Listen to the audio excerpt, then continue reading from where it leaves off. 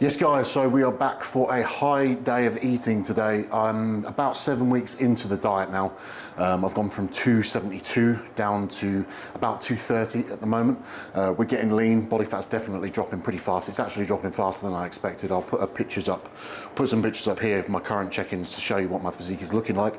And so far we are on meal number one, which is going to be 200 grams of Frosties.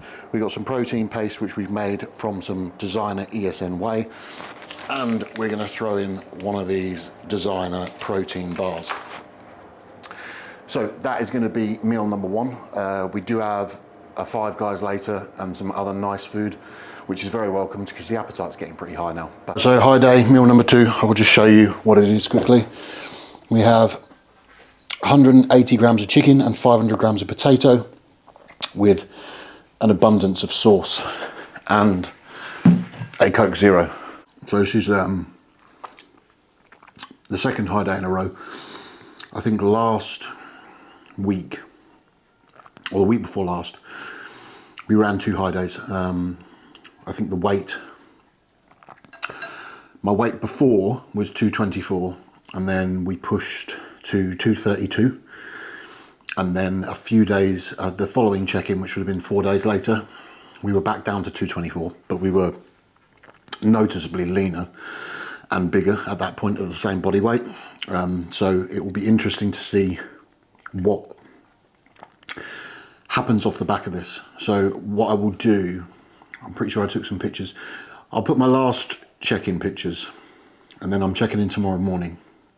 So that will be the result of 2 high days on the bounce. So I'll update you with the weight that I've hit off the back of those days. But I think this is pretty much how we run it now until the end. I've only got, I think, 3 and a bit weeks left to diet because I have a hernia operation on the 10th of December, and then after the hernia operation on the 18th of December I have a gyno operation. So I'm going to document both of those surgeries and then the recovery from those surgeries.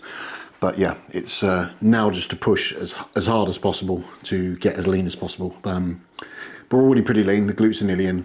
They're sort of like at that stage where they're flickering a little bit. But yeah, it's at that point now where every few days you start to see differences in the physique. So yeah, it's cool.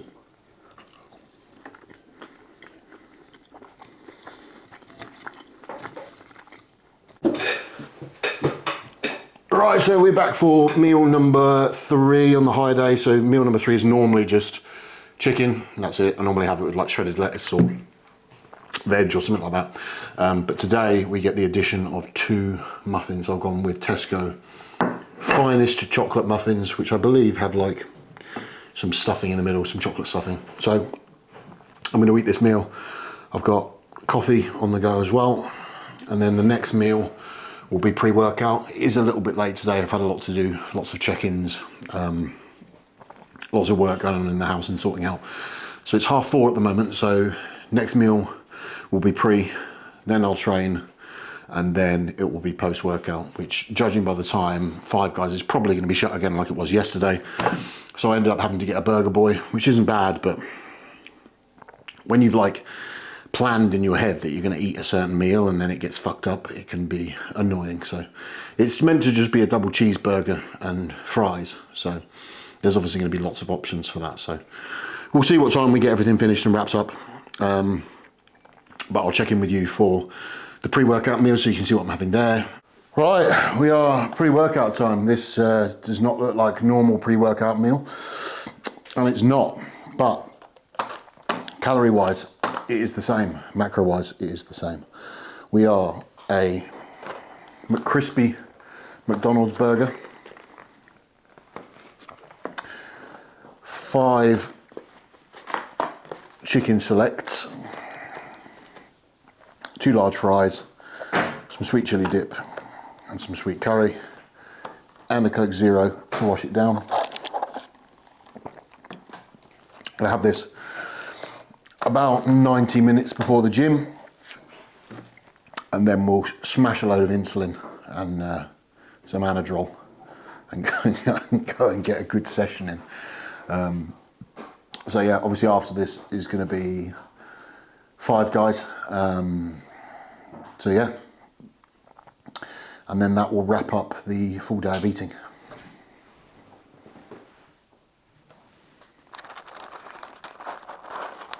Do a taste test. The chips are cold. Extra effect. Right, so we are post-workout meal and we've gone with Five Guys. So we went with a regular portion of chips and a cheeseburger.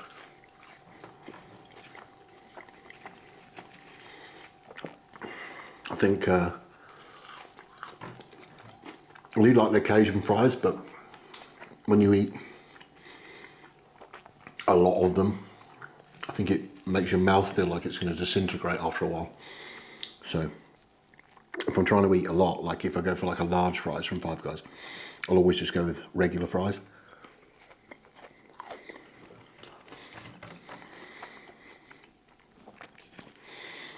But I know you get a lot of coaches who say, oh, you don't need meals like this, or this is just something that people do as like a mental break when they're dieting, when they're prepping, or they're getting ready to compete or whatever. But genuinely, when I eat these sorts of foods, when I'm already in a lean state, like my physique genuinely looks a lot better afterwards. And my coach Sasan, who works with Chris Aceto, he swears by it. And I remember years ago, before I stopped bodybuilding the first time, when I was working with Luke Sando, he was also working with Chris Aceto. And I remember Luke always going to Blue Water in Essex, where he lived, and having Five Guys during his prep. I'm pretty sure Jay also had In-N-Out burger sometimes. Not that I'm comparing myself to Jay Cutler or Luke Sando or Sasan, but still, it has like a positive effect, I find, on the physique, and it's nice. You certainly enjoy it a lot more in like a prep setting than you do in an off season. Like peak food, I think we were like just on the 7,000 calories a day, and genuinely I would not want to eat this. I'd be like not salivating at all. Have to have like a, do you like what Beard Meats Food does when they're doing the eating challenges? Have like some Diet Coke or something like that and like neck a bit of it and then chew and neck a bit and swallow it, and yeah, it's not good. That's when you know that you're on like a really high food, when even something really nice and you're just like, I have no interest in eating this whatsoever. But I'm also a firm believer in the fact that you need to take your body weight high in order to really make progression. There's a lot of people out there who talk about like going very slowly and staying very lean, and I think that's for various different agendas. I think as a coach, if you have loads of clients who are all shredded year round, then yeah, great for marketing purposes and for getting more clients, like that's going to look really good. But I have looked at some of those same coaches, and when I see like 3-4 years progress, I look at it and I'm like, yes, it's good, but I'm like, you know, if that was me, I'd want to be, you know, I'd want to have put more than 15 pounds on in 4 years. But each their own. So this is post-workout meal. This is the last meal of the day, and then tomorrow we are checking in with Sasan, and we'll see what the verdict is. I've not stepped on the scale since my last check-in, where I was 224, so I'll be interested to see what I weigh after this.